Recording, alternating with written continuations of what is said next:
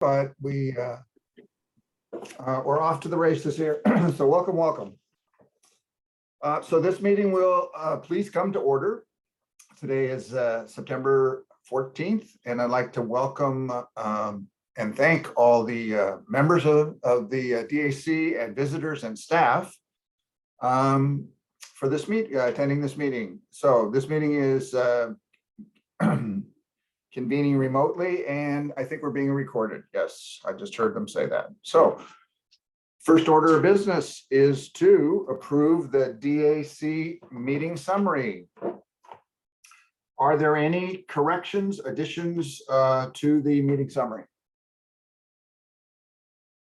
Seeing none, then they stand approved with no corrections. Next item. To do the DAC, by the way, I want to, for those who don't know, this meeting is really an opportunity for us to talk together and look at things, because in all the past meetings, there's been plenty of stuff that we had to review and be up to date on and so on and so forth, because it's our job to weigh in on topics. So this is our meeting. That without that, and it's a nice little break from that, and look forward to our next meeting, which will be, as I understand, looking at the SDC report as far as where they've come up with on that. But so the first thing we want to do, and this is where it would be helpful to bring up the or be ready to bring up the part of the packet that is the DAC's role with the county's community engagement framework as it applies to NCPRD. So that's the Clackamas count. Yes, Anita. I got a text from somebody who said the chat is disabled. Okay, is there who can fix that? Jessica, maybe? Yes, I will get that updated. Sorry. Thanks. And Jessica, sorry, one more thing. I think to be given permission to share my screen, if you can enable me, please. And while you're doing that, do me as well, because there may be some things that I'd want to put up that aren't there. I'm hoping I don't have to, but I'll be the backup.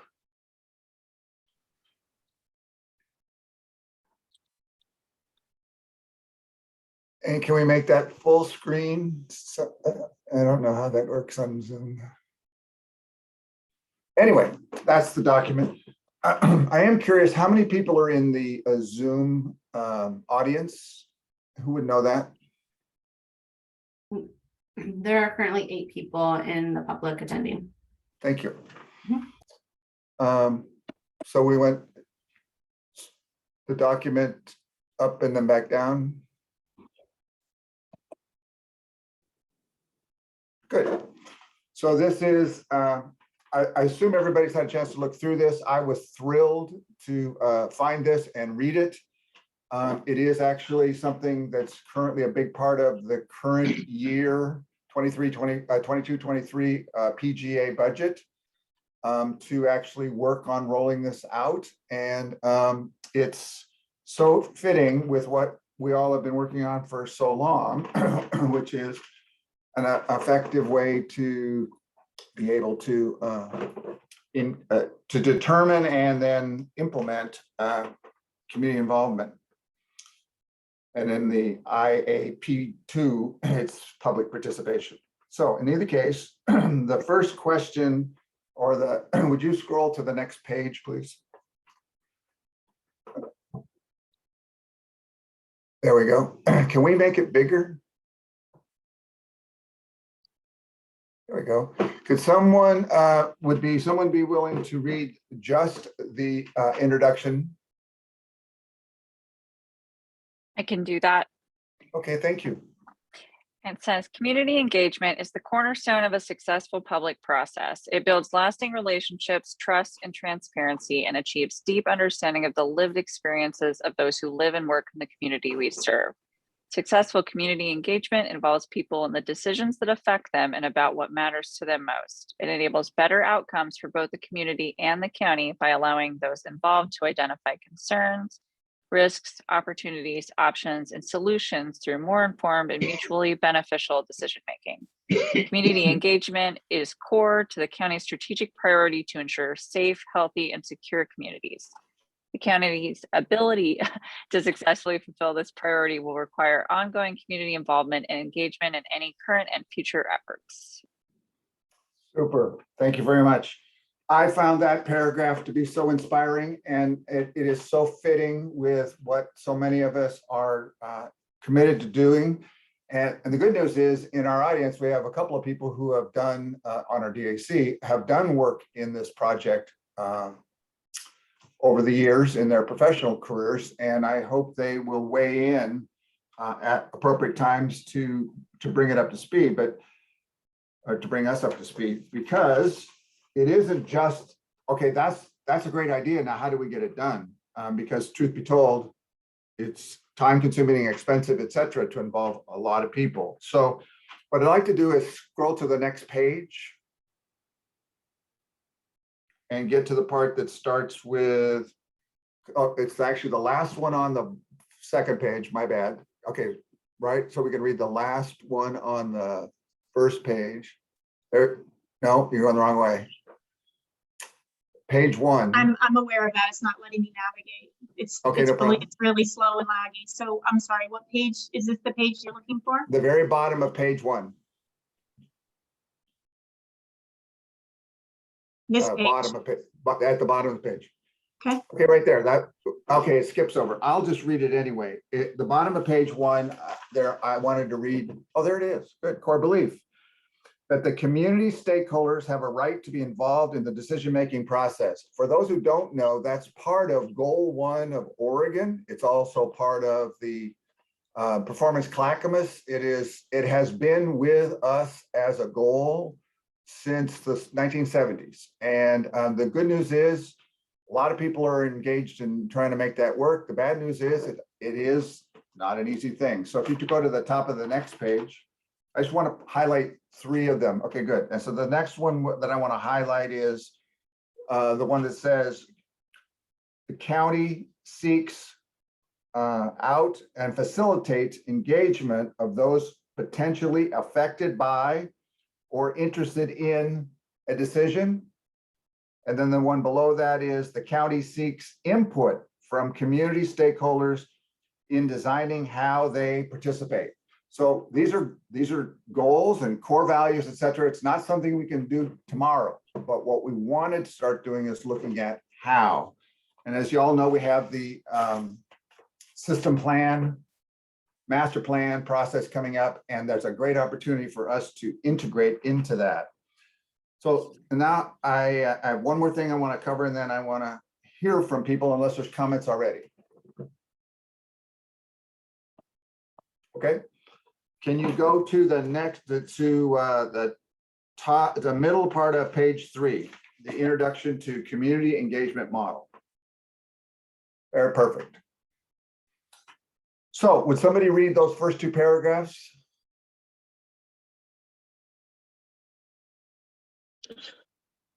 Sure, I could read it.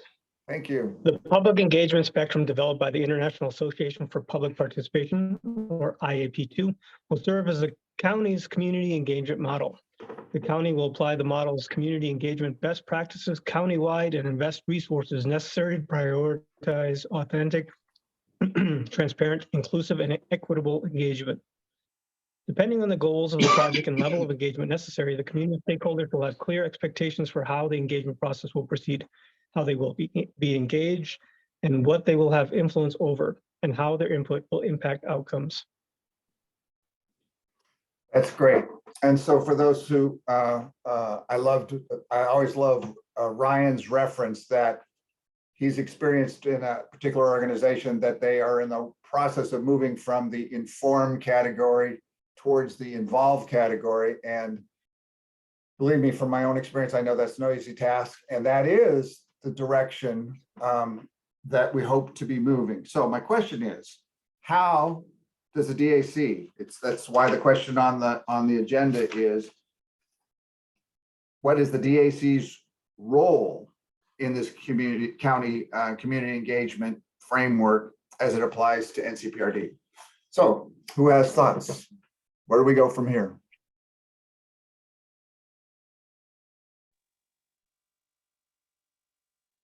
This is Raphael. I've got some thoughts on it.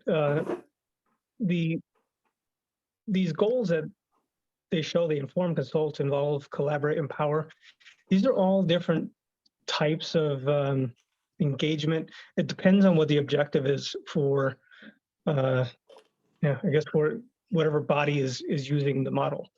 Inform is, sometimes we don't have a choice.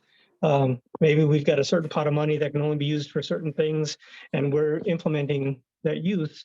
So we can't really get any additional feedback. So inform would be the goal. And then we'd use all the tools that are available to make inform happen. So each one of these things, it doesn't necessarily mean that you move from one to the other. Those are the goals that you're trying to achieve with community engagement. Like I said, and sometimes inform is the only one that you can do.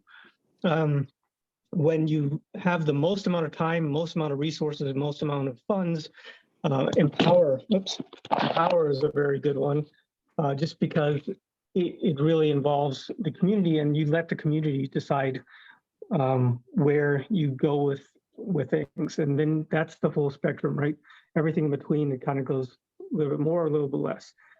But yeah, it shouldn't be looked at as like you moving from one to the other, but you choose a goal before a project starts. Great, thanks. Yes, Ryan. Yeah, for instance, our agency and in planning, or many agencies I worked for, it's the intention.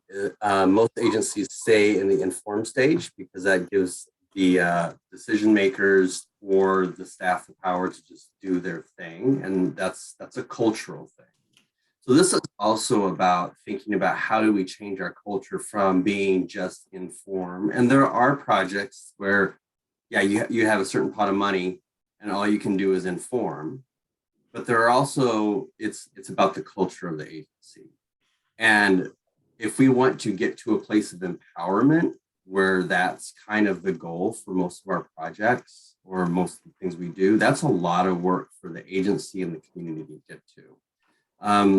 For instance, with our system planning process, we went from consult, and we've been trying to move the needle to collaborate, which is a huge jump in a system planning process for an agency that mostly stays in the inform and consult culture. Yes. And I hear a common point that both of you made, and actually both of you are the two that have, to my knowledge, have professional background working with this. It isn't, everything is in one particular thing. It's a matter of picking which projects.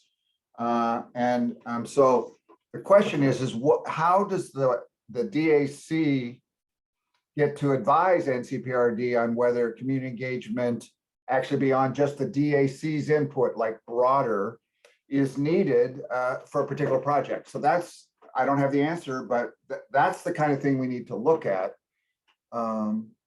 so we can determine which projects are. Yes, Katie. One thing I'm really wondering about is part of this model is allowing people to participate in different ways. And I'm wondering, what are the ways that citizens are able to have their voices heard when it comes to NCPRD projects? Or like I've heard things from our Area 3 community about like some people, wanting maybe more dog park access or, wanting to know who owns what property, wanting answers to different questions. But how do we make sure that that information is getting to the people it needs to get to, and that something is actually being done about it? And that's definitely something I'm curious about, is how do we really organize that? Okay, I want to answer that in a minute, but I first want to hear what Raphael had to say.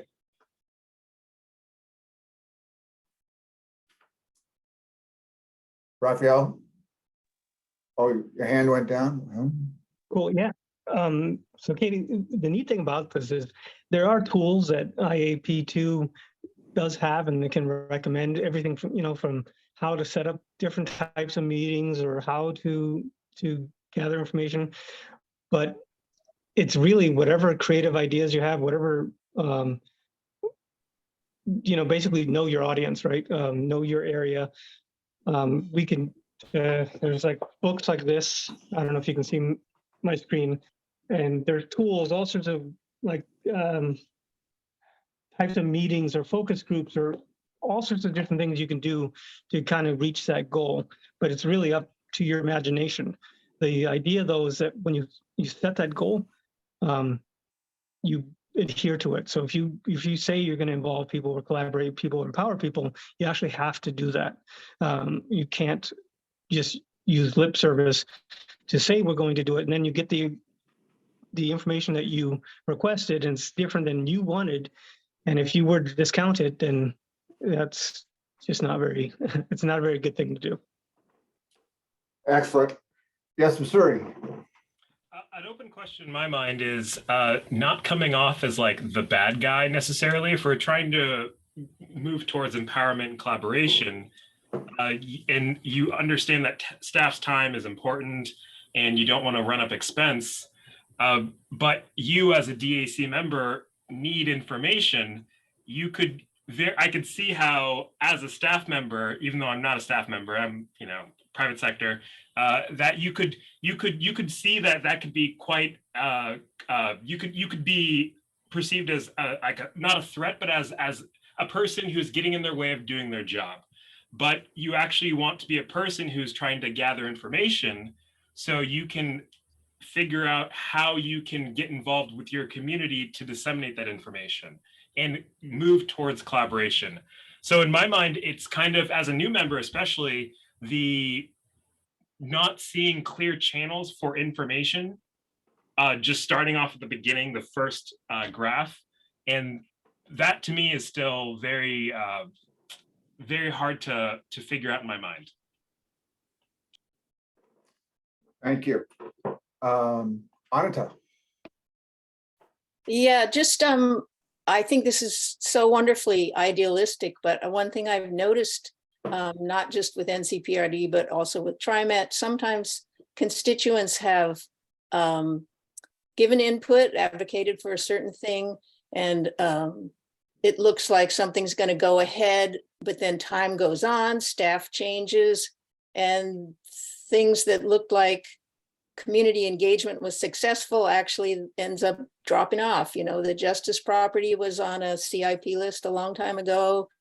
Some things happened with some TriMet projects where it looked like they were headed one way, and then it just sagged down to not being that way anymore. So that's one of the issues here, I think, is to not just have the input, but to really honor it and keep it.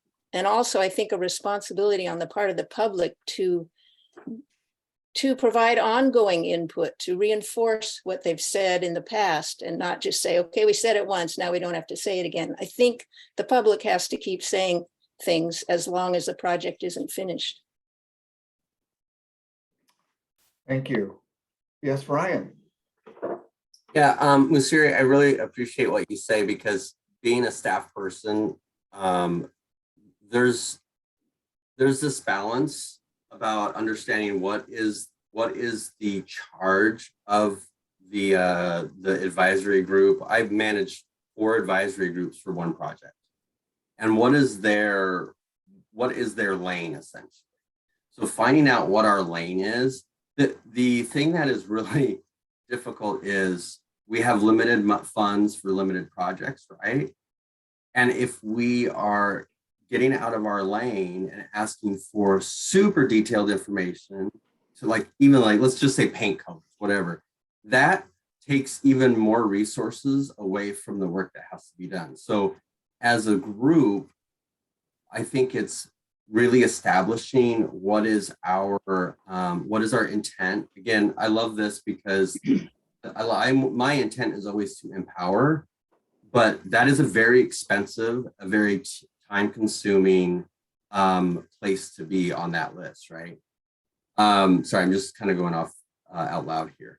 I think as a DAC, really figuring out what that box is that we need to stay within, and then making sure that we're using the district's resources to fill our need, and also make sure that we're not wasting more resources so that we can get things moving. Does that make sense? Sorry, I was just, that's a little just me thinking out loud. Well, what I liked about it was, is you were thinking out loud, and I was able to follow it. Thank you for doing that. That's usually a miracle if people We all have our unique minds. So we haven't heard anything from Joel or Dave or Maureen. Do any of you have a comment? And actually, I don't know, we've heard from Ben on this as well. Not required, but yes, Dave. Okay, let's see, am I on here? Yep. Okay. Well, it seems like the empower is very difficult because it says enhance the public. Well, which public do we do? Usually there's more than one side to an argument. And so which one do you choose? When I was working, the thing was, just because we didn't do what you said didn't mean we didn't hear you. We consider your input, but we did something else. That's an excellent point. And I only highlighted 3 particular areas in this. And then I know that when I read the IAP2 material, it has a lot more detail. And what you just spoke to is identifying who are the stakeholders that need to or should be addressed for a particular piece. And I see Ryan's hands up, so I will yield to someone who does this more than me currently. So Metro is a really great example of moving from consult to empower. Now, they've done several projects in their nature and parks, or the parks and nature division. They've done several projects where they've moved to between collaborate and empower. It's like, think of it as a spectrum. And it was rough, I heard, but they're trying, their goal and intent is to be empowered. But sometimes there's these, and it's actually bringing the community together and them Metro facilitating the discussion among the community, and the community figuring out how to compromise to create one thing. But it's, I've worked with a lot of planners, just talking to them about it, and it's a very, very difficult process. It's the intention. A lot of times we may end up having the intent to empower, which I had intentions to get to at least collaborate and maybe even empower, and I moved to more of an involved collaborate. So I think if we have, right now, I don't know what the county is. I have my opinions on what the county's category is, but it needs to come from our DAC. It needs to come from our community. It needs to come from the county commissioners. It needs to come from the county administrator, and it needs to come from the staff.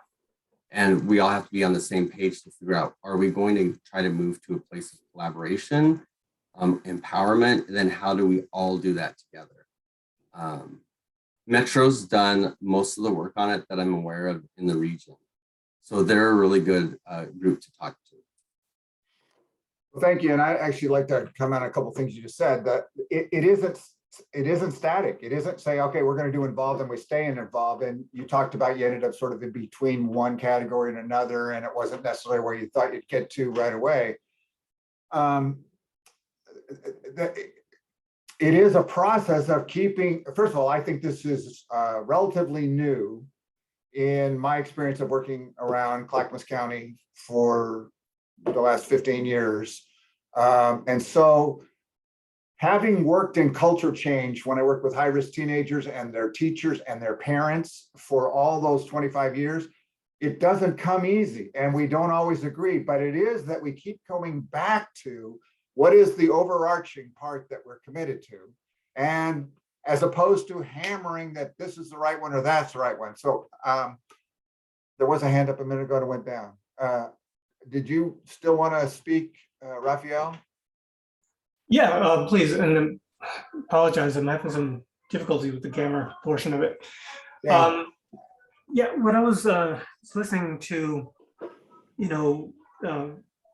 what goals we should be leaning towards, and I really think that should play into what the project is itself. Like if it's a really, the idea that I've kind of been rolling around my head is, if the project is a very high cost project that impacts a lot of the North Clackamas County Parks and Recreation District, then I think, and it's not very clear that everyone stands to benefit from this equally, that I think, empower would be a great goal to use, because you're basically getting the input from everyone and you're letting everyone basically decide where to go with it. But with projects that maybe don't cost as much or are really clear cut to benefit the entire county, or the entire district, then maybe empower isn't the method you'd use, but you'd use something more like collaborate or involve, because you're still getting the information, but the experts that are taking that information will then utilize it. That's just my 2 cents. I'm still developing that idea a little bit further. Right. And I know this is NCPRD, but I'm also on the library board, and I want to bring up a combined project, which was the Concord Project. And for 4+ years, it was set up to be very much an evolve / collaborate. But as things changed, parts of that got pushed out or forgotten or set aside and so on and so forth. So I do think from the DAC perspective, we need to be able to, amongst ourselves, and I love what was said about not putting demand on the staff, and yet having an opportunity to partner with the staff. See, my biggest struggle is that from my very first time in this position on this group, we set up the agendas. Joel was there, and Mike and Paul, and we decided we needed something like a parking lot. And we started that because it's a place to, and actually there's stuff going on right now where people are asking about stuff. People write things in. And unfortunately, I don't think we have a system. And my background is all about systems. If we don't have a system, it's like, well, we'll try and remember, or we'll do our best. No, a system where things actually, when comments come in, when inputs come in, like Katie mentioned something about dog parks or off leash or whatever it was, that came from one of her residents. And where do we put that in? So I'd like to see, not to decide at this moment, but I'd just see that would like to move forward on, how do we capture that? What system will be done to do that? And then secondarily, what system will show people where we are on things that have been picked up and are moving forward? So that it isn't the staff has to answer every question. It is that there is a place people can go and look. And I appreciate that on the NCPRD website, there is a slot called, I can't remember what it's called, but it's public comments or public input or whatever. But unfortunately, it's not being used. And that's not a complaint. I tell you, I don't know how the staff's keeping up with what they have on their plates now. They're still trying to hire more people. They got projects that are, I can't say falling behind, but are not keeping up. And we're still coming out of a pandemic. So I want to look at how we can make systemic pieces. So I'd like to have us consider for each CIP item that we get to weigh in on, and have a discussion about whether it's a long drawn out one or we did some pre-thinking and we kind of come up with what our conclusions are, but something about where we feel it fits. What is our advice as far as what community engagement level is required? So that was my 2 cents on that. I don't want to go on and on and on about this. So I'd like to do one more round of I wanted us all to hear this. I'm sorry Mike's not here, but Heather and Jessica, you'll make sure he got the gist of it. I mean, we're trying to find a solution we can work on together. Yes, Commissioner Savas.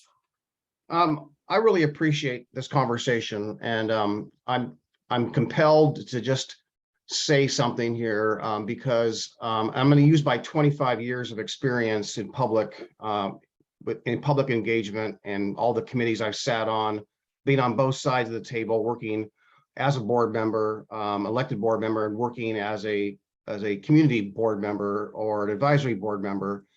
And that is, to put this conversation into context. And Grover, you said something that's really critical here, and that is that you mentioned COVID, and COVID has been this major disruption. And prior to COVID, the DAC was on hiatus prior to COVID. So we have experienced significant challenges, and as a result, we don't have really the North Star or the tenure of everyone working together for a period of time to really know what the North Star is. So the North Star in this case, I'll be as brief as I can here, but for example, could be the system plan or master plan. And then under that context, people will have budgetary experience. You're on a board for a long time.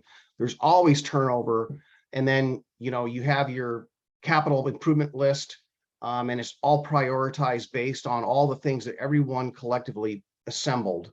And so you started with something, or a group of citizens did. And then if you come in midstream or 5 years later or 5 months later, you can catch up, you can go to the document. And when I got on the board, I said, show me your master plan, show me your documents. And I felt that it was incumbent upon me as a new board member to get up to speed. And I had to have all those documents so that I could at least contribute in a meaningful way and not really be, not to drag the process down.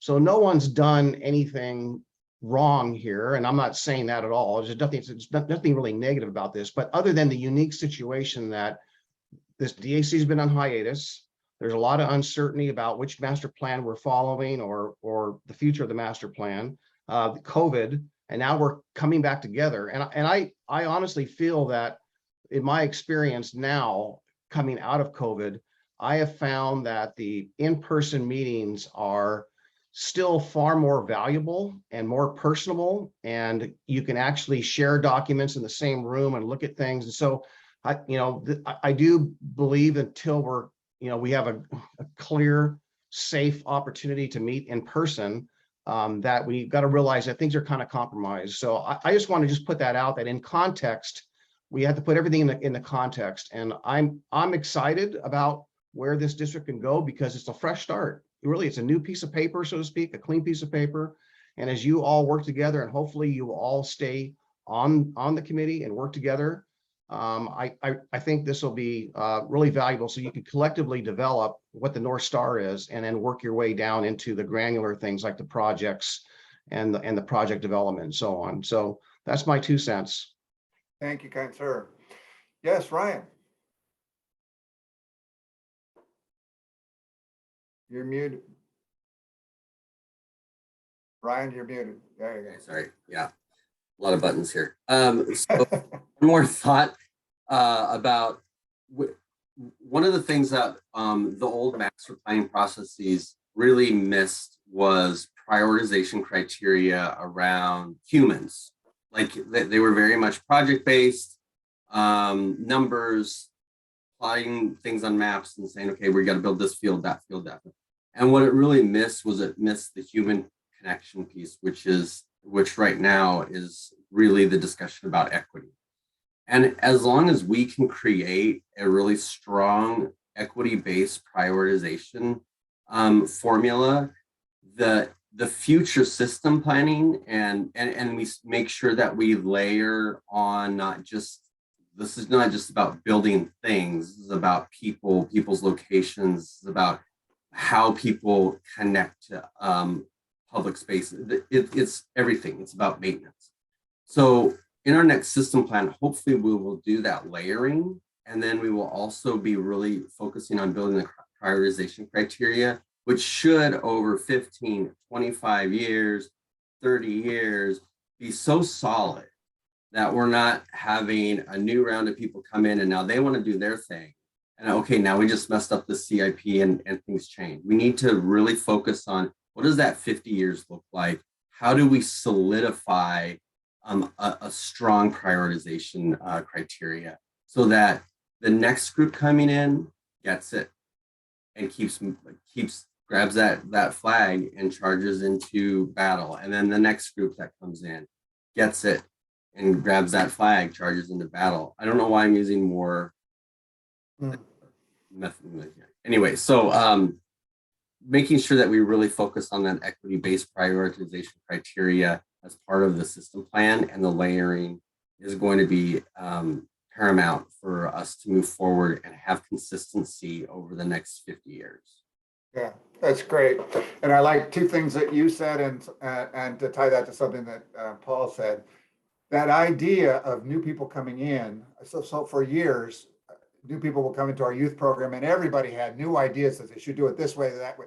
Excuse me. Until you can do it this way and understand it this way, we're not ready for new ideas because you didn't do all the walking and talking and so on and so forth.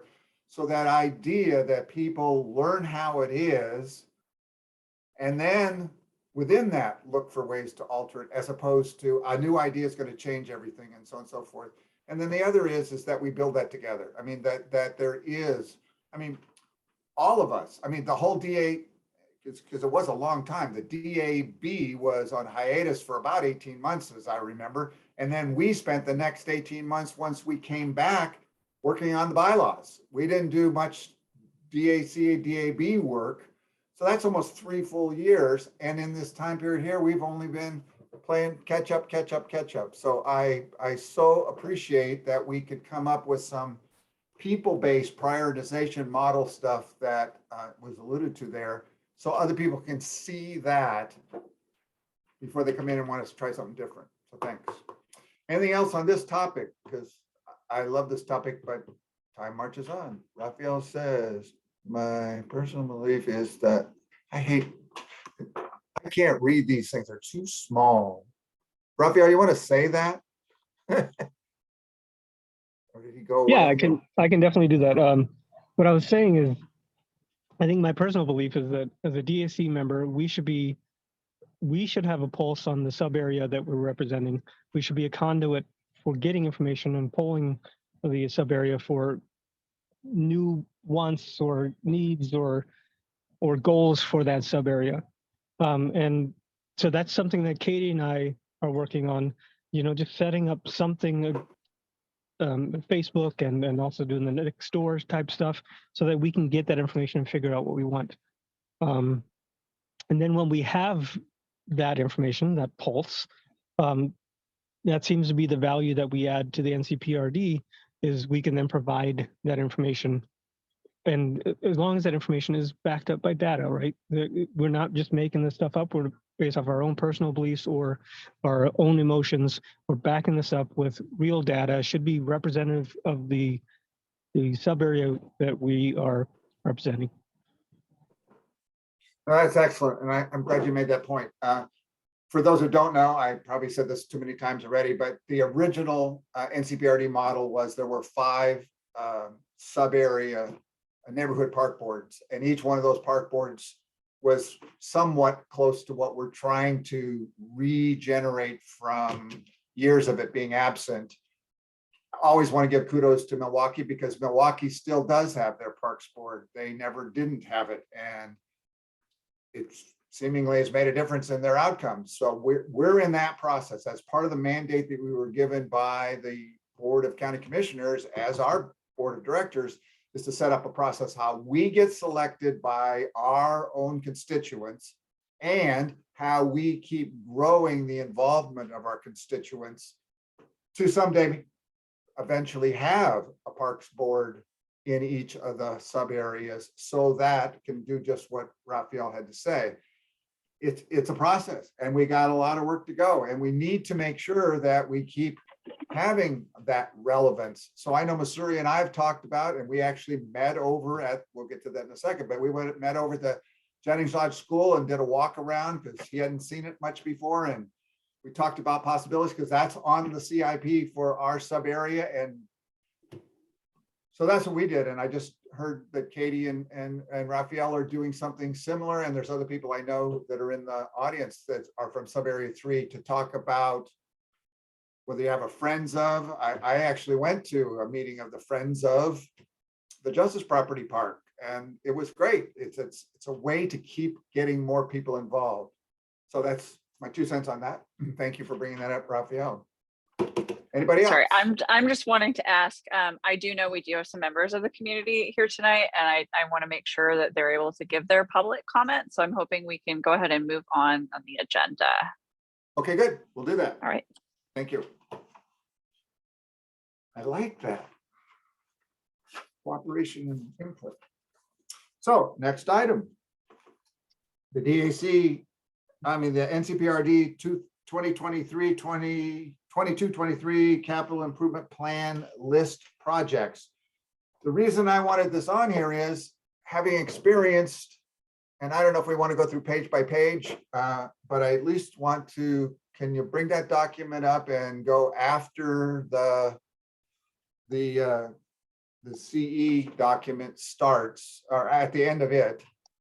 But there, again, because of the catching up, because of the COVID, because of the truly significant change, not in the core staff at NCPRD, but at the leadership and at the advisory level here, et cetera.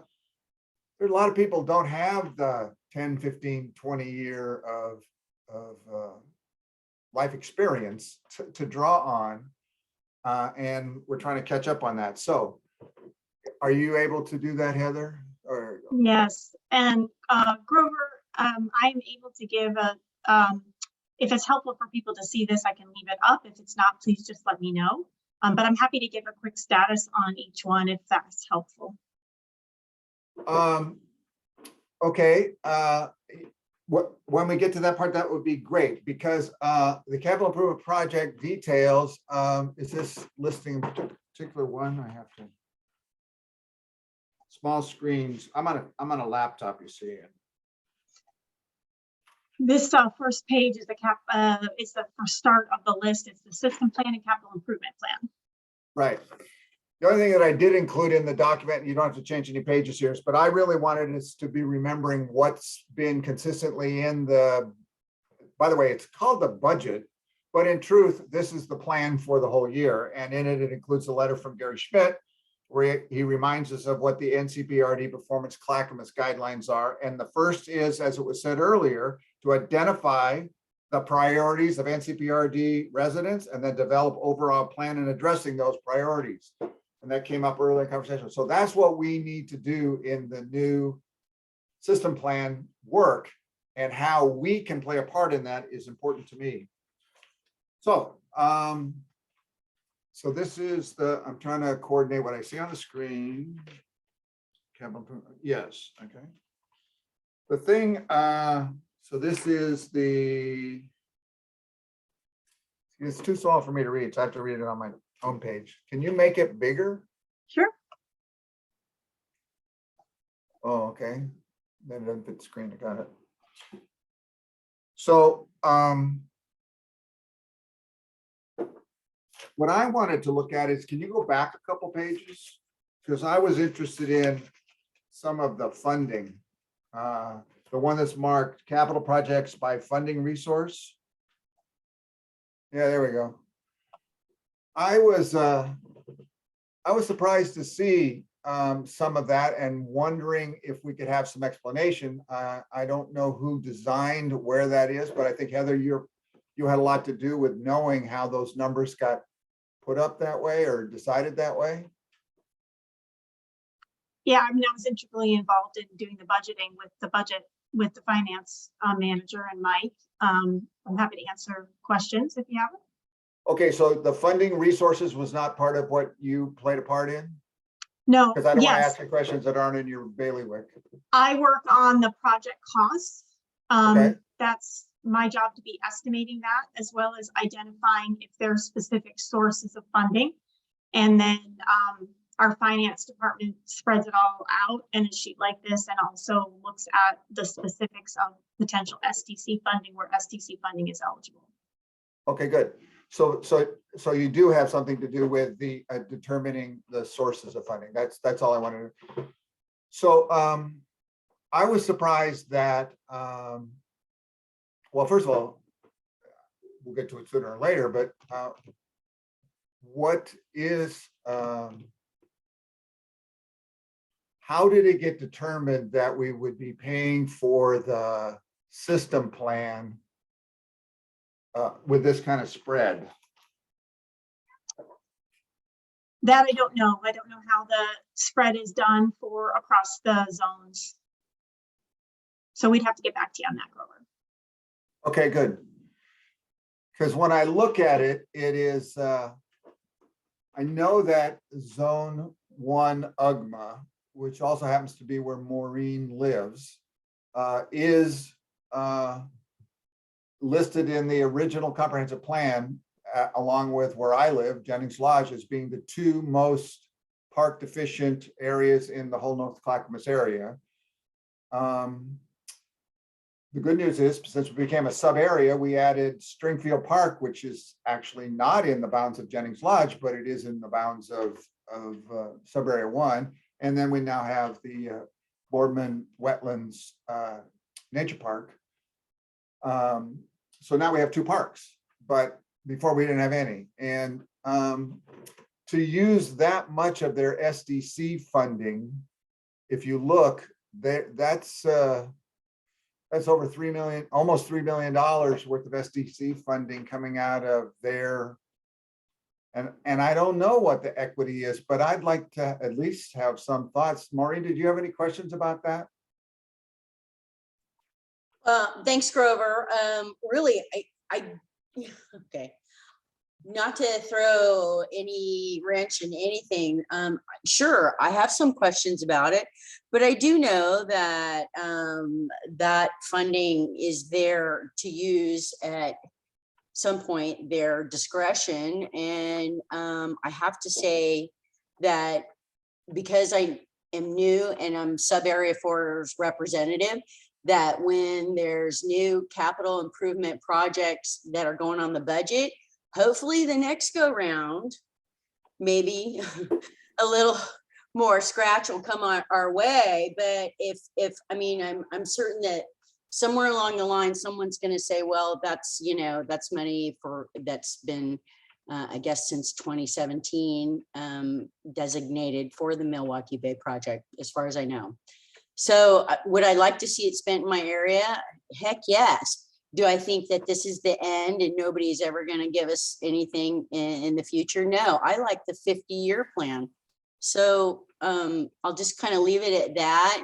And I thank you, Grover, for bringing up that disparity that we're seeing here. And I'm sure that we're not the only ones that are looking at these numbers, and hopefully in the future that when there's a better planning, development and land acquisition department, that they'll make us a priority.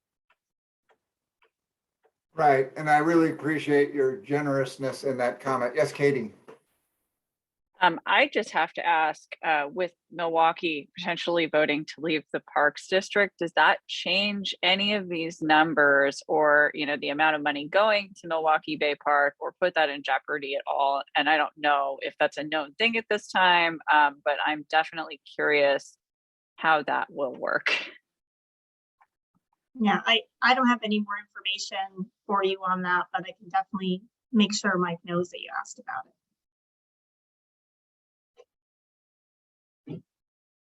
Yes, Missouri. Hi, Heather. So for example, Jennings Lodge elementary school improvements.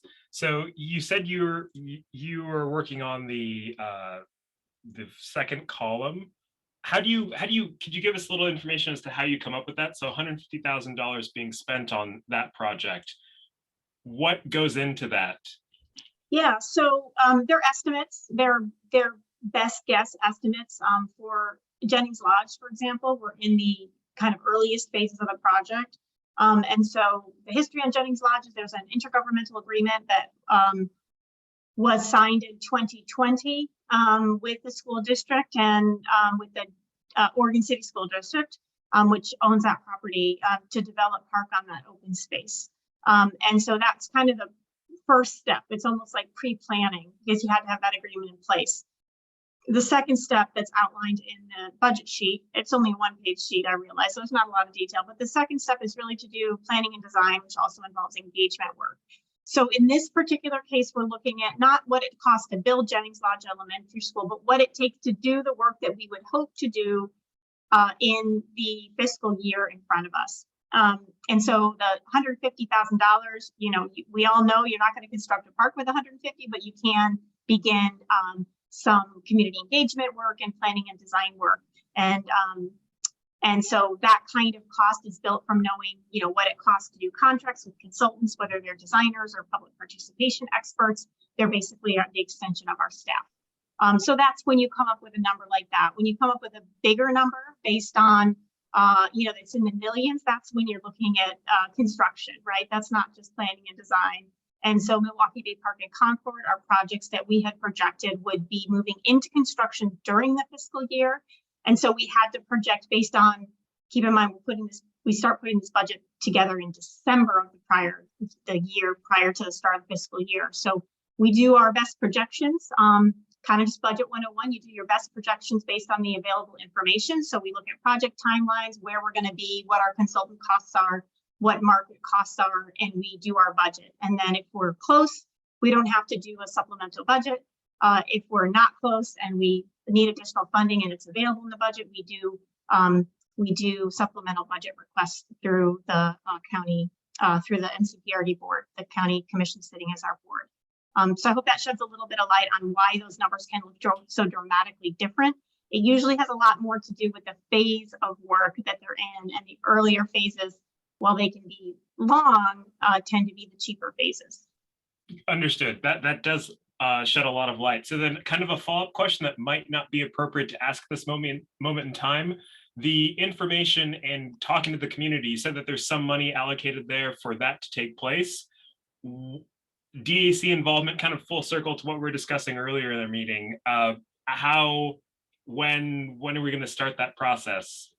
We don't have a timeline yet for Jennings Lodge. We did just hire a capital projects expert. Her name is Alex Gilbertson, and she's very impressive. She comes with a lot of capital planning experience, and so she's going to be really helping us put this capital project work into effect. Not to say that everything on this list will get done and we'll expend all these funds, but we will make considerably more progress than we would have without new staff. So basically what we do as a first step, which is without getting into a lot of detail, is we start planning a project schedule and a scope of work, and then we go out and find our consultants. Usually with public participation, we will have like a community engagement type of plan, and that is something that you know, these are documents that we can share along the way when the time is right. And I think just like we've had updates on Milwaukee Bay Park regularly and Concord regularly and system development charges, when work actually starts getting going on the Jennings Lodge Elementary School, we will have updates on that. So it's something that we can be regularly updating you on and making sure that people have visibility. And there will just be a larger community process that goes, not only involves the DAC, but, you know, involves the broader community. So we can get not just that one-way input, but conversation, you know, striving toward the right end of that spectrum that you were showing. Awesome. Thank you. Yeah, you're welcome.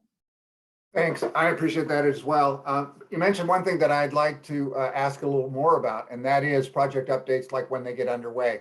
The fact that this is on, that all these capital improvement projects are listed here, I'd like to know where we stand at every meeting, and it may just be in the notes, because your guys' notes, I'm just loving them. So we don't always have to talk about them, but they give a lot of information there, and I have a couple questions about today's. But be that as it may, I'd like to know what our timeline is on each one of these projects. And it may be that we're still waiting, or we're still looking for, and that we actually, we're until we get over this piece, there will be no more progress, but that's what the update is. And we thought we'd be there by 2 weeks, 2 months from now, and now we're looking at where we are, and it's going to be 4 months from now, but that gives us something to grasp. And I don't think that puts more work on you.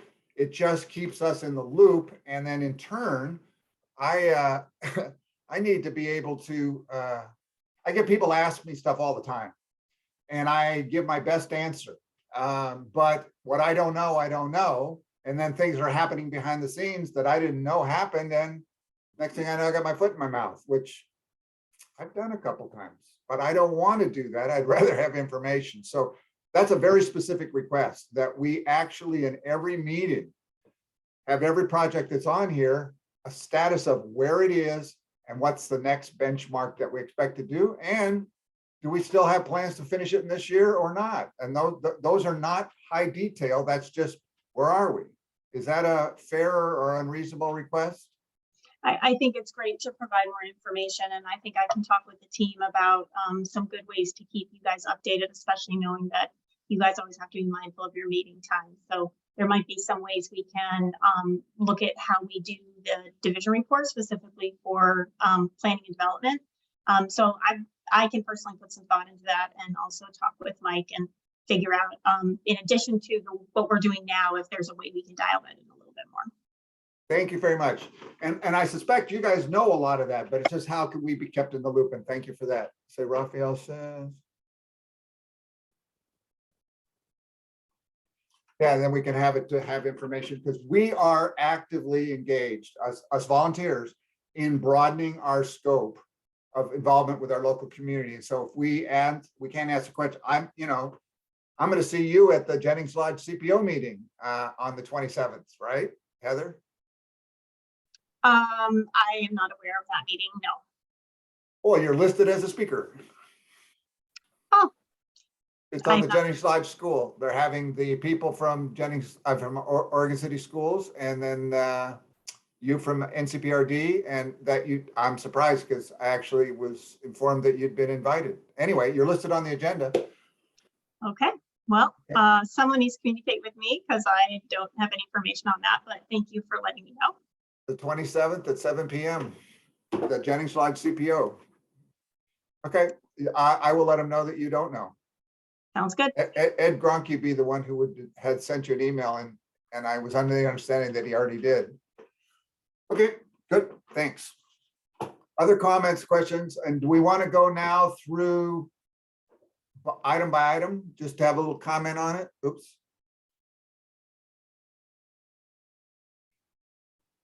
So yeah, scrolling would be probably the best way to get. Heather, you're muted. Oh, sorry. I think she's giving a think- status update. Yeah, I think it would be, I'm happy to scroll through the pages. I don't, we don't want to read them, but I can give you a very quick, just in the interest of time, I can give you a very quick update. Perfect. If that's helpful. Yep. Yes, please. Okay. So let me see if I can chew gum and whatever. Yeah. Or you could leave it on that page. It's got all of them in one place, or you can Yeah, scroll. why don't I do that? I think that'll be easier for me.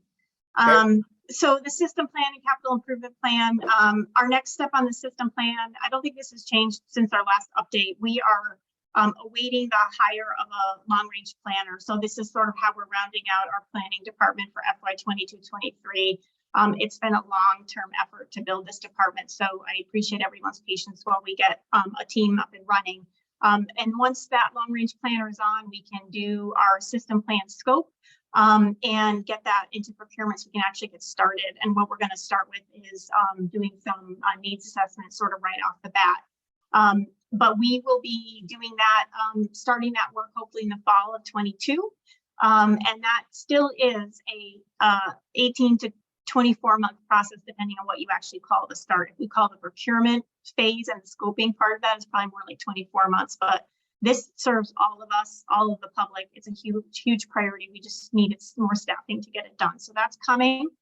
The second item is the SDC methodology. And I think everyone is aware through the agenda that we decided to do that next meeting, and we'll be presenting, instead of presenting a single scenario, we'll be presenting a couple of different scenarios for the methodology. And so September, October was our window to do the present that work and get some comments. We'd be looking to finalize it as soon as practicable after that time. And then it has a 3-month public notice period. So some of that will depend on, what's going up with our partnership, what's going on with our partnership with the city of Milwaukee and how we decide to proceed. The Milwaukee Bay Park project, just very quickly, that is actually at the 50% construction document milestone. It's kind of a big deal. We've gotten a very robust package of plan drawings together. So we're in the process right now as a team, which includes the consultants and us and the city. We're in the process of reviewing those documents to provide comments and initiate our cost estimate. And so that project is kind of at that milestone before we launch into more work. We have the ball fields project, which is really a feasibility analysis study that's been on hold due to our staffing shortage.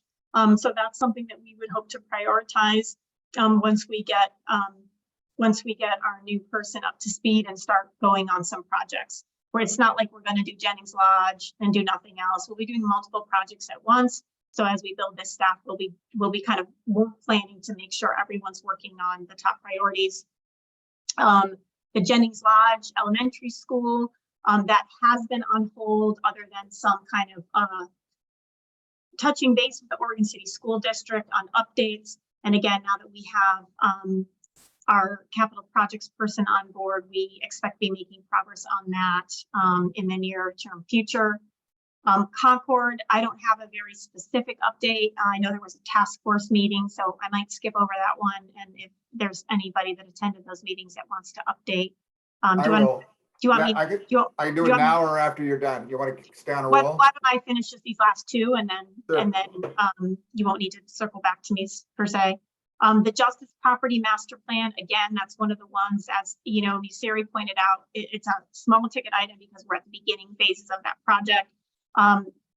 It's much like Jennings Lodge. We're waiting for staffing, but that's one where we can also begin the scoping, procurement, and planning process along with some community engagement now that we have some staff. And then New Urban High School, same thing. This was waiting for our capital projects person, so we hope to start breathing some life into that project. That one starts a little bit differently.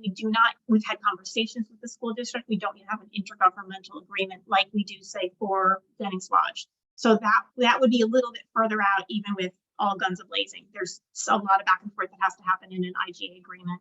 So the first thing you'd see from us on that is, besides just an update, is specifically the progress on the IGA. So that is it in a nutshell, and I think I'll stop there. And I know, Grover, you were planning to do a summary comment on Concord. Yes, thank you. And thank you for running through that. That was very helpful. And what I want to do is give, I don't know if the right word is empathy. I mean, back to the COVID thing. I mean, hiring is not an easy thing, and we've got inflation and all that kinds of stuff. So that's a nice way to segue into Concord. Concord is stuck in the accelerated pricing issue, and it was supposed to be a nice little, $18 million, one library, 2 branches. And now it's up to, without even counting the NCPRD part of it, it's just for the library part, it's well beyond that. So I do know that there was it $4 million that's in this budget for Concord, but that's mostly about building enhancements and the roof and the air conditioning and to make the roof more seismically safe, et cetera. So that's what that $4 million is mostly on that part. But as far as the Concord Task Force, we had an update. I don't know if we got the copy of the new slides update that show park and show library details. They did not cover the existing Concord building part of it because that's being handled more in this group. And so we need to consider when we are going to talk about that part, but for the other part, they were listed at 30%, because you mentioned that Milwaukee is 50%. And the idea is that both Gladstone and Oak Lodge at Concord are financially tied together, one by the initial agreement that the county agreed that they would build both libraries as being one library, two branches. The staff has already been interspersed, and we will have, it's believed by people who know more than me that we'll do better in the construction, negotiation, contracting if it's a larger project than just the small project in the city of Gladstone and then our other projects. So having them together. So we're on a hold or pause no later than May of next year, of the coming year. And that in that time period, we hope to have the plans up to, they call it shovel ready by then, and the money can be, and for whatever it's worth, the AFTA money is being considered in the next few weeks, what the county's going to do with that. And that's a great opportunity for the federal money to relieve some of the economic challenges of the pandemic, which is significantly responsible for the runaway pricing and hard to find people who can work because everybody else is already doing it. So that's my 2 cents update. Any more questions I'd answer, but I couldn't be as fast as Heather, but I tried. Okay. Any questions? There's somebody saying, I am here. I'm wondering if it's a good time for public comment. I think that's a great idea. Let's see, where are we on the, so I could actually look at, I think Heather just did item C, yes, no, changes or status updates for Milwaukee Bay Park, Concord, SDC methodology, NCPRD funding, system plan, CIP. So we effectively did all that, right? Cool. Any more comments before we move into public comment? Because I want to hear, and by the way, how many people are in the audience right now, please? Jessica? It looks like we have 13 attendees. Chair. 13 attendees, okay. So this is, I think there's official speech I'm supposed to say, but anyway, this is time for public comment. We greatly appreciate hearing from our public. As you heard, our commitment is to hear and have people be included. So if you're interested in speaking, I love the way Tootie says it. So we'll all be polite and helpful. And if we can see how many hands go up, we can figure out how much time we can allocate, but it'll be starting at 3 minutes. But if you have an interest in speaking tonight in the public, would you please raise your hand? And then Jessica, can you tell me how many hands are up? We currently have 3 hands up. Okay, good. Well, super. Would you like to select one and invite them to address us? And who's going to time? Is that something you can do, Jessica, or do you want me to do it or somebody else to do it? If somebody else could, that would be great. If not, I can get that pulled up. I'll just start my timer here then. Okay. I'm ready. So who's first? Looks like Susan Wolf. Mhm. Yes. Susan, welcome. Please let us know your thoughts. Thank you, Grover, and hello, everyone.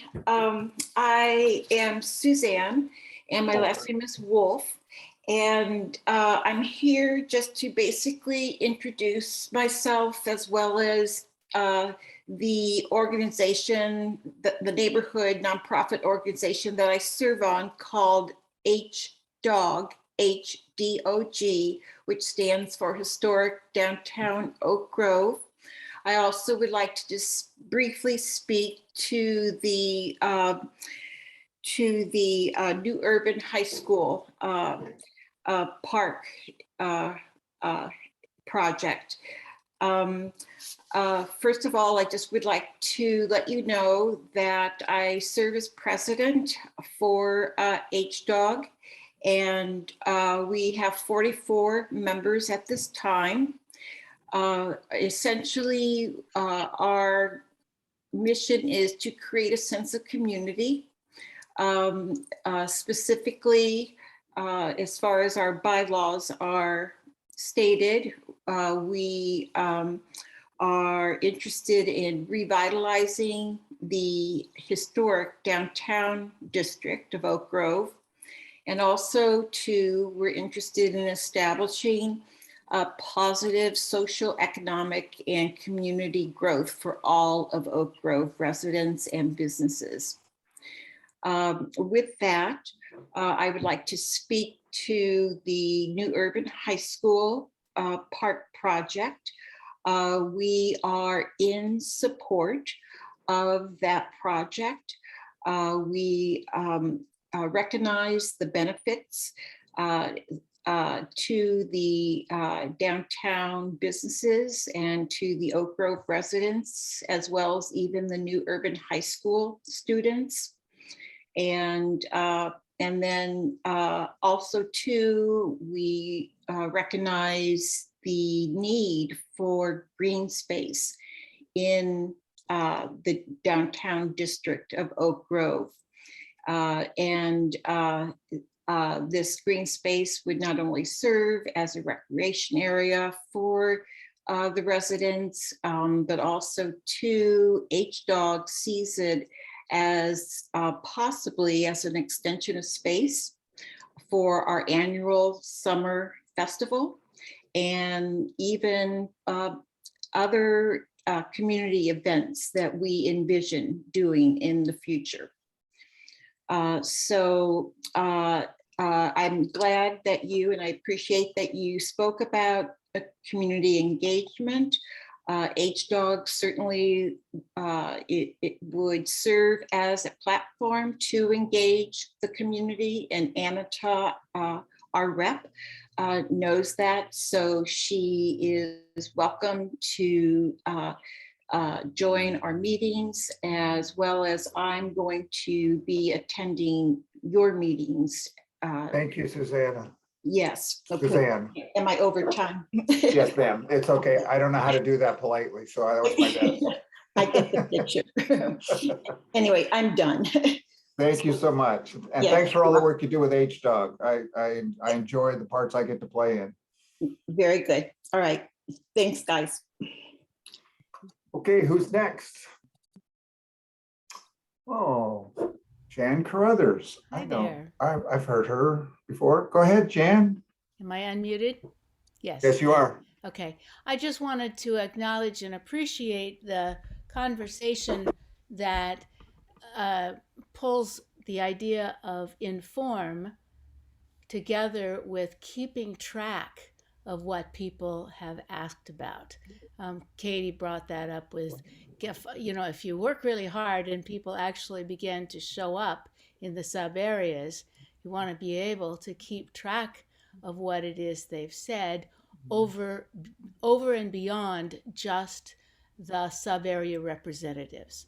Needs to go somewhere, so appreciate this. It gets into the minutes, but it's also the flip side of that is that residents need to have a place, maybe some kind of, I think Grover mentioned it, some kind of a document where they can go and say, who else cares about what I care about, number one. And number two, I think it will go some distance to help allay the feeling like my opinion doesn't matter. They ask me, but I never see it anywhere. I never understand. So I'd like to know what's the progress? I love the idea, that fast little walkthrough of the progress updates on projects. And just every piece adds to the sense of hope and resilience rather than the resignation. And it is hard to draw out people who are not accustomed to being involved. So thanks. That's all I wanted to say. Congratulations on your work. I appreciate all of you. Thank you very much. And who's next? Jeanette DeCastro, please. Go ahead. Hello, good evening. Jeanette DeCastro. I'm in Katie and Raphael's sub area and live off of Sunnyside Road near Market Drive. I wanted to touch on a couple things. First, I'm still very supportive of the Justice Park property. I appreciate that it's in the CIP in the planning phase. One thing I do remember from meeting on site this summer is that there are some residents who said, kind of who live downhill from the park, that the water issue kind of comes into their backyard. And I wanted to plant a seed with Heather. If your naturalist program has any opportunities to do any plantings that would mitigate stormwater, my guess is that the grade is 5 to 7% there. I'm sure they would be thrilled, but I'm also thrilled it's in the planning phase. And then the other thing I wanted to touch on is Milwaukee, City of Milwaukee, and that potential for them separating from the district. I know that there's been many demands on staff and many talk about budgets and challenges. And due to the protracted discussions with Happy Valley, I really wanted to suggest that in part of that conversation, that keeping folks who will remain in the district is impacted negatively. I'm saying this backwards. Try to keep those negative impacts down. And if that means asking for some staffing resources or consultants to ease an agreement or ease a break, you know, sometimes people get divorces and they have a mediator, right? So whatever needs to happen so that these great things that the Parks Department is working on don't get pushed aside. I'll wrap it up there since I'm not good knowing time. Well, that was great. You got all another 30 seconds to go. Great. Are there any more hands up, Jessica? Oh, there's one. Lindsay Friedman. I know that person. Go ahead, Lindsay. Hello, everybody. Can you hear me? Yes, ma'am. Awesome. Hi, I am Lindsay, and it's nice to be with you all this evening. I'm in sub area 3. Super excited to see Justice Park on this list. Super excited to get more movement, and I'm just going to plant a seed of trying to figure out, maybe the DAC can brainstorm on what type of commitment we can get while we're sitting here in the planning phase that feels like places that you don't want to be, but limbo. And knowing that this park has just been, you know, on the planning phase list for like 30 years, I would really like to see some step forward, whether that is some type of pledge that DAC members can ask, you know, other decision makers to take to make sure that this gets priority, knowing that we can't really do the planning until someone's hired, but what can we do, I guess, is my question, to keep moving the ball forward here and to get more commitment to make sure this happens post haste, even if it's we get it started and then, you know, there's another phase at some point down the road. I really like Jeanette's comments about having a facilitated separation to keep, you know, the groups as friendly as possible. And and then my second comment may be contrary to that first comment, which is, you know, just money matters and not feelings. But, you know, again, as a lot of NCPRD money going towards Milwaukee Bay, it's like a convenient time to step out of the room.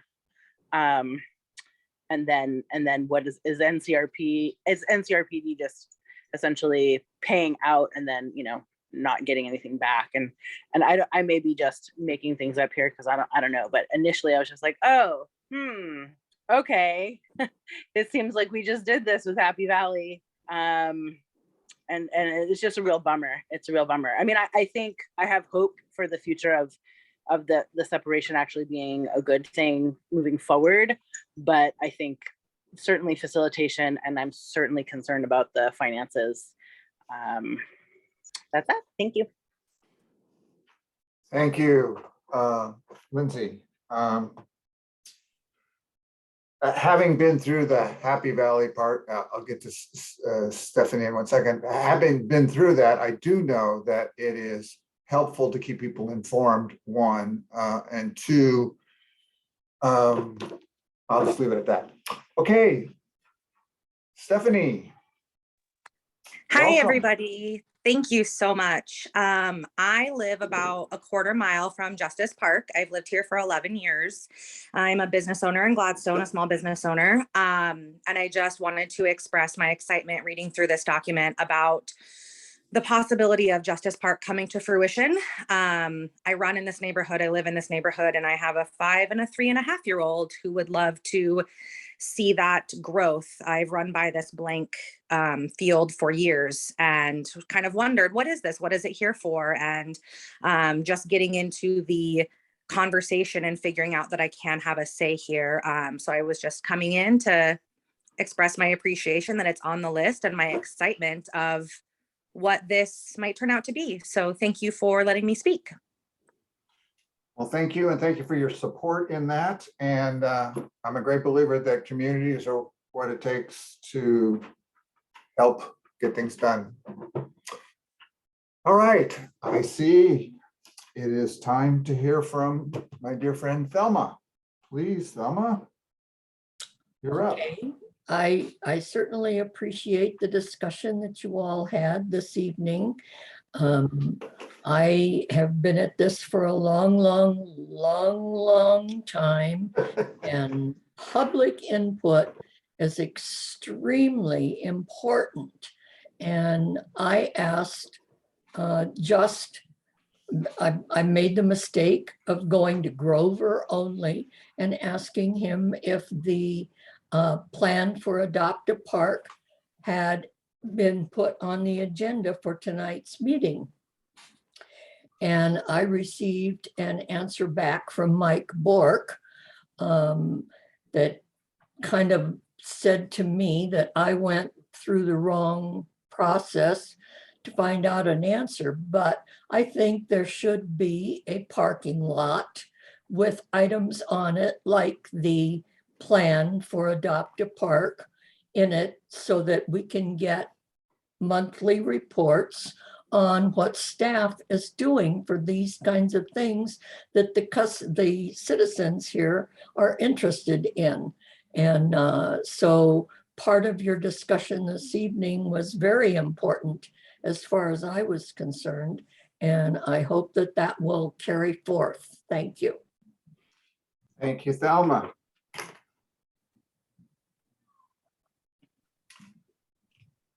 Anyone else in the queue, Jessica? Nope, that was everyone who has raised their hand. Thank you so much. I always love to hear from folks. There was a comment in the chat, actually. Okay, go ahead. I don't follow that. Ashley Langan, sorry if I'm butchering your name. I wanted to share my strong support for the Justice Property Park. This particular area of North Clackamas has a shortage of safe, walkable parks. I'm a parent of 3 school-age children and feel a park in the area will greatly improve the community building of the neighborhood. As this park was slated to become a neighborhood park many years ago, I'm very hopeful we can finally have this park come to fruition. Thank you for bringing that up, and thank you, Ashley, for making that comment. That's great. It just speaks to where we started tonight with the idea that we are seeking out and facilitating the engagement of those who are potentially affected. And it's great to hear from folks. So it isn't just me or a couple of us talking about stuff. I do want to at least kind of wrap what I heard in that, and why we still have the public with us. The idea of having gatherings. First of all of us who are on the DAC were volunteers, and our job description was clearly pointed out to us, regardless of what the task force for the policy of how the DAC members are selected and our outreach within our community was approved by the Board of County Commissioners as our board of directors. However, it was limited to some of what we suggested could be done. So it's optional. But in the optional mode, I know a number of people are engaged in actually, as volunteers, reaching out and meeting with and talking with and organizing ways to keep people in their own community more engaged, one, informed, and two, being able to then, as we said, look for this way to put their inputs into a more permanent official format, and it's tracked and it's put in the area it belongs into some sort of structure. And there's some great examples with that I'd happily have a conversation with whoever and whenever to move forward on. But the point is, it's our opportunity, if we choose to, I do, Jennings Lodge School, we've had a gathering there. We're going to have future gatherings there. It's on our CPO agenda, and each of you in your own area can do those things to reach out. So obviously, Katie and Raphael, you have had some communication with your people in your area, because we had several attendants in here, and we had people from Anita's area tonight and people from my areas tonight. And we have Dave and Maureen here representing their area, and I know they have plans to do that. So I just want to encourage that. It's part of what's been approved, and it fits perfectly with all this new stuff that the county is embracing as far as public involvement. So that's my 2 cents on that. Any other comments about the public comments from anyone? Cool. I just want to say thank you to the Area 3 folks who came and spoke tonight. Agreed. And the Area 1 and the Area 2 folks as well. Okay, good. So that completes public comment, and now we are at the DAC member reports.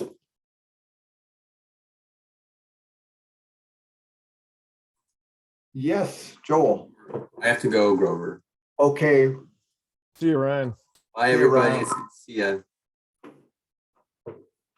ya. Sorry. Yes, I wanted to just give a quick report. Actually, just maybe a quick reintroduction, because I know we've got some newer members now too.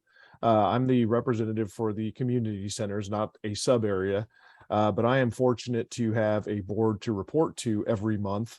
And actually that board it's an 11-person board by design. We're currently seeking a new candidate. So that's part of my report as well still, but our board is relatively representative of the district insofar as I think all but sub area 3 now is represented on our board. So any of these participants from sub area 3 tonight, if you're interested in checking out more information about the Milwaukee Community Center, which despite its name serves the entire district, please come check out a meeting or review some minutes, whatever the case may be, or talk to me directly. But 2 things of interest that my board brought up that asked me to kind of bring to you all. One, we're trying to investigate new ways to get information out to the public on programming, recreation programming through not just the Milwaukee Community Center, but the district at large. I know that the NCPRD does their own marketing, but wanted to remind all of you to please share with your constituents in your sub areas, at the very least, the programming available, how to get access to that via online or even through the printed materials, because there's a lot of fantastic programming available to members of our district that maybe some folks aren't available or aware of how to get a hold of. So please share that information. The other one, again, touching on, we are still recruiting another member. Our board meets the second Friday of every month at 9:30. And we would love to have any visitors, or if you're interested in just checking out all of the amazing stuff the Milwaukee Community Center does for this district, please come by for a meeting. That's it. Thank you, Joel. Who's next? Yes, Anita. Okay, speaking for sub area 2 in particular, people have been talking about planting seeds tonight, and the seeds that I have on my mind right now are going back to the needs assessment. I think part of I love the equity-based idea that Ryan was talking about. And also, I think that we should be looking at standards of what we want to aspire too in the district. And I know the Trust for Public Land has, and other groups have standards about how many parks are needed for a certain area or size of population, how far a person has to go to get to a park. And just, you know, how much green space is available for a place, whether it's a very densely populated place or spread out. And I would love for us to talk about standards sometime. And then just thinking back to the parking lot could be more like a bulletin board, perhaps, where people could really come and go and post their thoughts and see what else people are saying. And then there's, in my area, there's a neglected park, so that I will just mention it. It's called sometimes Bunnell Park or the Bunnell property. It's got a picnic table, a garbage can, and some lawn. And so calling it a park is really a stretch. And so here's an opportunity for people to weigh in and add to the park wealth of our area and certain neighborhoods. And other than that, I just want to take another minute or two to say that the park at Concord is one of the reasons I wanted to get involved with the Concord Project, because I think the park is probably my favorite part in a way. And when I went to the last meeting about the Concord Task Force, there was a lot fleshed out about the park that wasn't there before. And so I just want to mention a few things. The architects and the landscape architect are continuing to focus on bringing the park into the library by having a lot of views of greenery from the windows inside the library. A splash pad is still being considered either for now or for later, but maybe could be set up as a plan. And the shelter in the middle of the park may or may not happen. It's kind of in limbo. But the green space between the library and the community center is being envisioned as what they're calling a story garden pocket park, where you could have outdoor story time, among other things. And they were talking about having very large trees brought in to enhance the main park. And I like the idea of the very large trees. Benches throughout the park and a multi-purpose open area where you could have a pickup game of soccer, but you could also have movies in the park. So it's multi-purpose and could be for various kinds of events. And a history walk in front of the school building, which is news to me. And picnic groves, which sounds great. And even a place that could be a small amphitheater where you sit on steps, and it might even coexist as or work in two ways. It could also, when it's not being used as an amphitheater, be a splash pad. Obviously, you'd have to do one or the other. Well, unless you did theater in a splash pad. But anyway, that's another idea.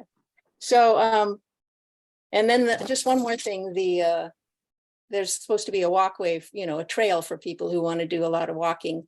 And the plan is to have it cover about half the area of the amenities, but we also gave some feedback that maybe it could be extended and go around all of the amenities, and then it would be twice as long. So that's it for sub area 2. Thank you. And one of your constituents happened to speak to me about that, and that was about the shelter.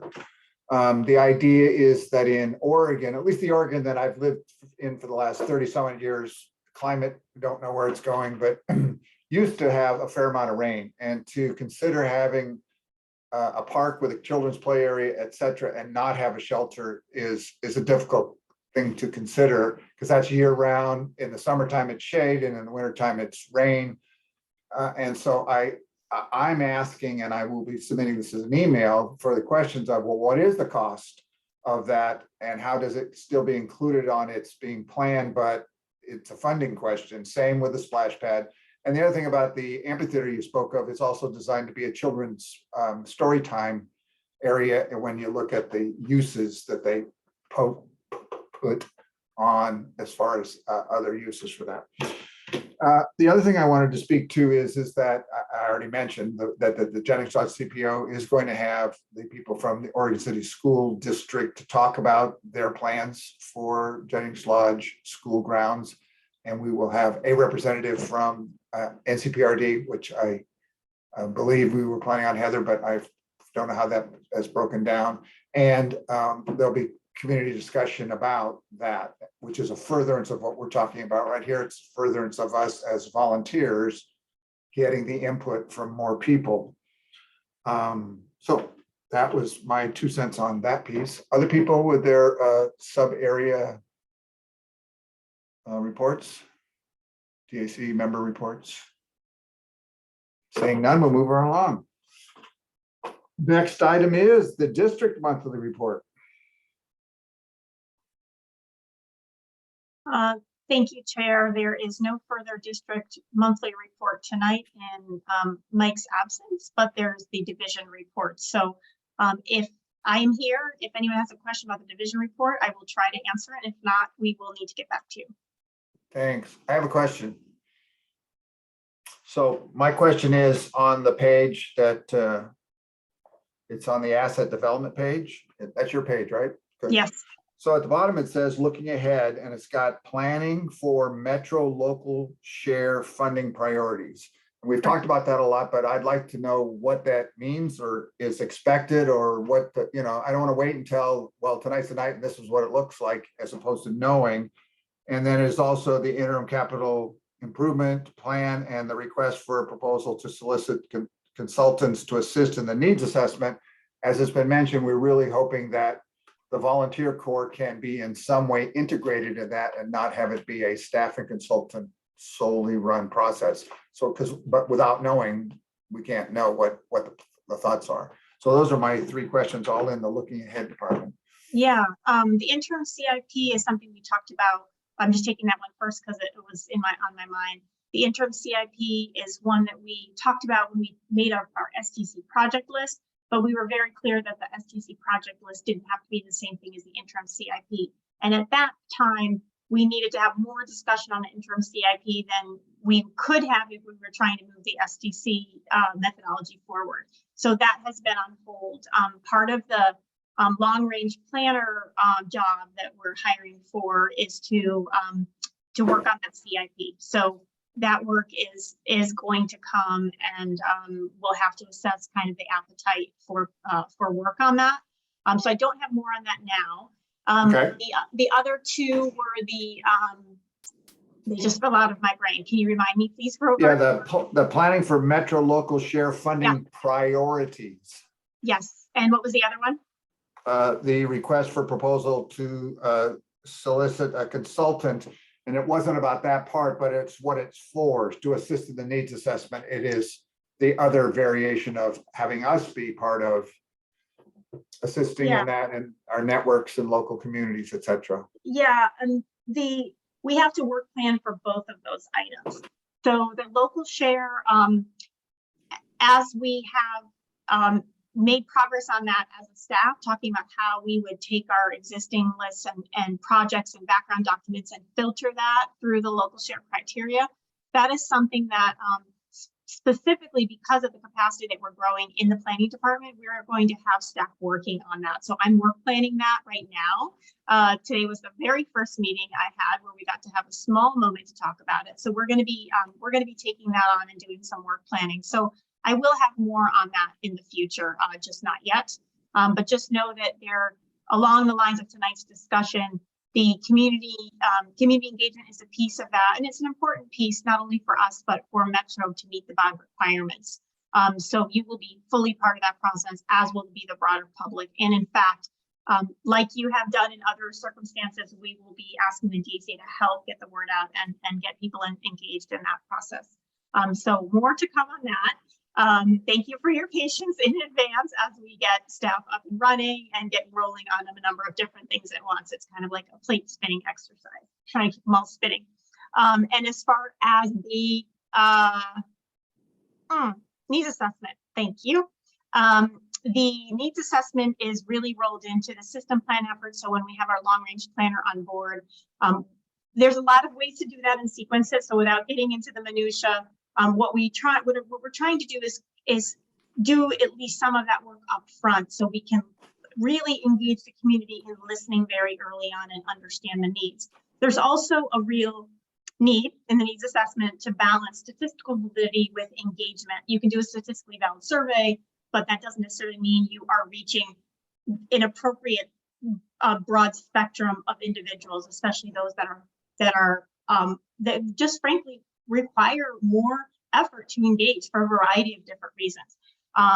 So we are going to be thinking about how to best scope that so we can get a team together, and I know that it will be talking about that more. So you're not missing anything at all on that, and we will be working on that once we hire our long-range planner. And again, I would love to have everything ready for you next month. That won't be the case, just to set expectations, but we will be talking about it in the future. So, you know, you please feel free to ask anytime at these meetings, and we can let you know where we are.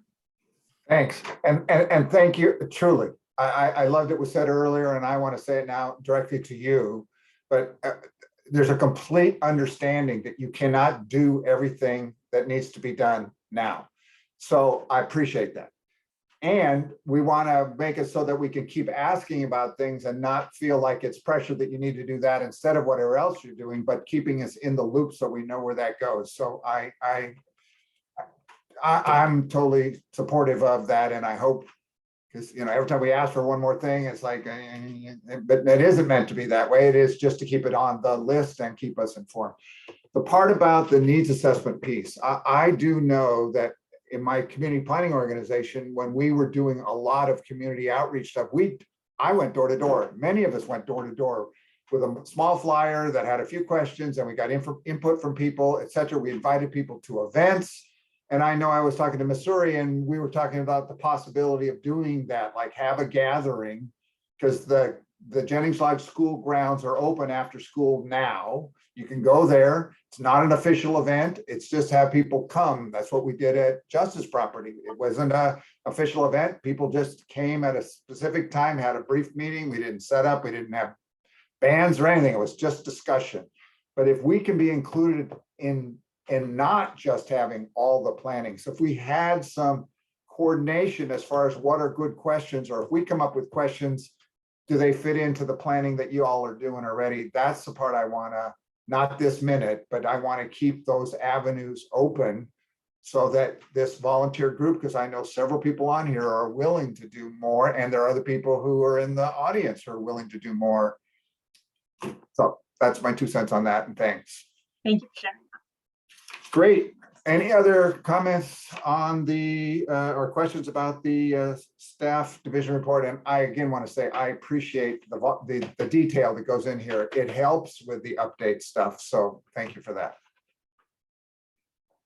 Any other questions on that? Okay, let's see. The district monthly report is now complete, and now future dates.